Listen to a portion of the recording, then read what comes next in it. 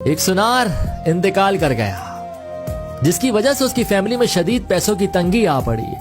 तो सुनार की बीवी ने अपने बच्चे को नीलम का हार देते हुए कहा कि इसे अपने चाचा की दुकान पर ले जाओ और कहना कि इसे बेचकर कुछ पैसे दे दें। बच्चा चाचा की दुकान पर गया और बोला, ये माँ ने दिया है, इसे बेचकर कुछ पैसे दे दें। चाचा सुनार कुछ देर खामोश रहे और हार को देखते रहे।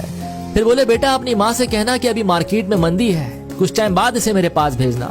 जब मार्केट अच्छी हो जाएगी तो उसके अच्छे पैसे भी मिल जाएंगे। साथ साथ चाचा ये भी समझ गए थे कि इनको पैसों की बहुत जरूरत है, तो उन्होंने बच्चे को कुछ पैसे देकर कहा कि कल से मेरी दुकान पर काम करने आ जाना।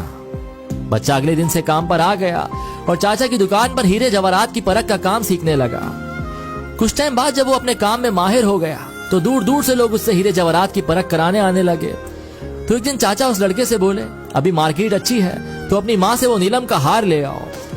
लड़का घर गया और अपनी माँ से नीलम का हार मांगा कि चाचा मांग रहे हैं। माँ हार लाई तो लड़का उसे देखकर चौंक गया और बोला, माँ ये तो नकली है, और हार वहीं छोड़कर वापस चाचा के पास आ गया। चाचा ने पूछा, हार नहीं लाए?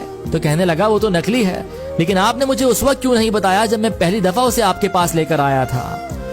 तो चाचा बोले, अगर मैं उस वक्त तुम्हें ये बात बता देता कि वो हार नकली है तो तुम और तुम्हारी माँ को लगता कि आज हम पर बुरा वक्त आ गया है, तो सगा चाचा भी हार को नकली बताकर हमसे मुनाफा कमाना चाहता है। लेकिन आज तुम इस लायक हो गए हो कि तुमने फौरन उसे परख लिया कि वो हार नकली है। अक्सर हम गलत फहमियों का शिकार होकर अपने ही करीबी रिश्तों से दूरी बना लेते हैं या उन्हें खो बैठते हैं। तो अगर आपको इस सब से बचना है तो हर बार हमेशा सच्चाई को ही परखना है।